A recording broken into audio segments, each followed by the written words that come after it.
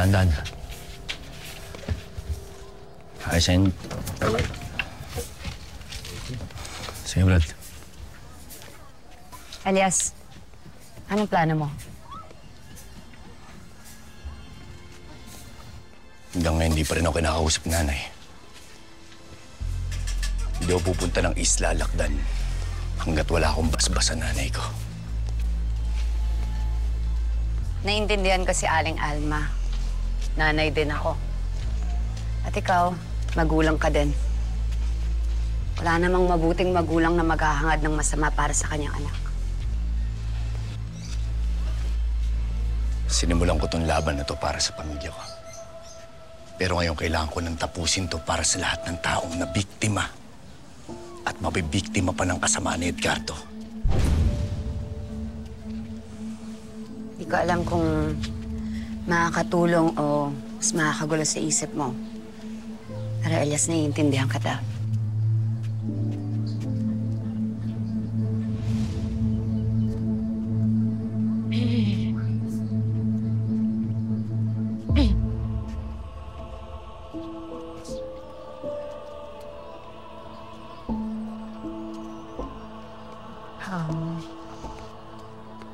Pasensya na, mukhang nakakaabala yata ako sa inyong dalawa.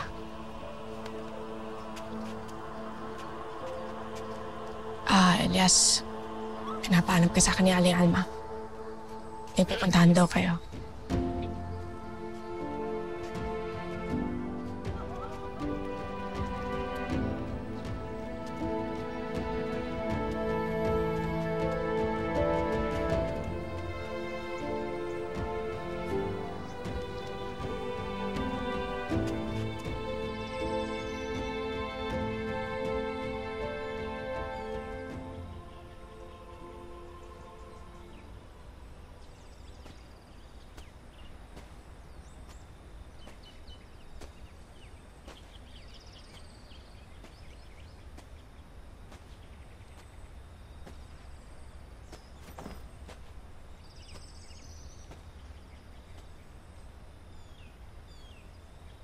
Ano ang ginagawa natin sa puntod ng mag-ina ko?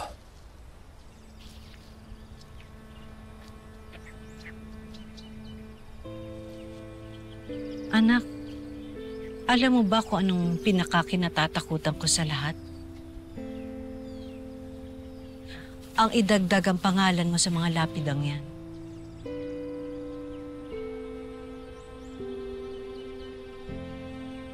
Napakasakit para sa isang magulang maglibing ng kanyang anak. Simula nang magdesisyon ka, nabigyan ng hustisya ang pagkamatay ng pamilya mo. Sa tuwing maalis ka ng bahay, minuto nagdadasal ako na sana umuwi kang ligtas. Hanggang sa nagbagong dasal ko, sana tumigil ka na. Masama ba akong ina para hilingin yun?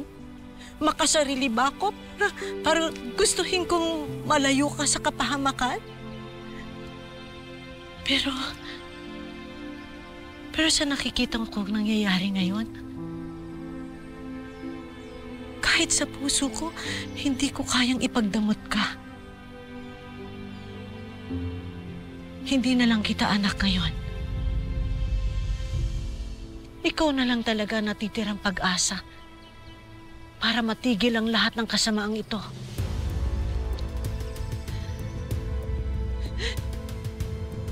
Kaya oo, pumapayag na ako. Binibigyan na kita ng pahintulot na tapusin ang mission mo.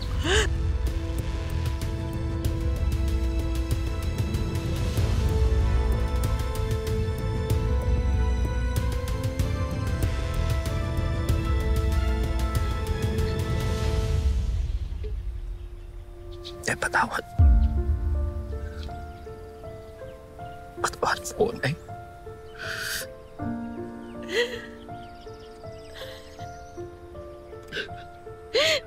Patawad po.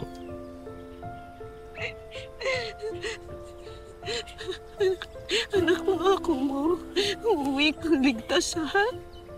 uuwi kang ligtas sa akin. Magsasama pa tayo. Pangako, Nay. Pangako. Ako, Lahat ho, gagawin ko para makauwi ako sa inyo ng buhay. Pangako. Maraming salamat, Nay.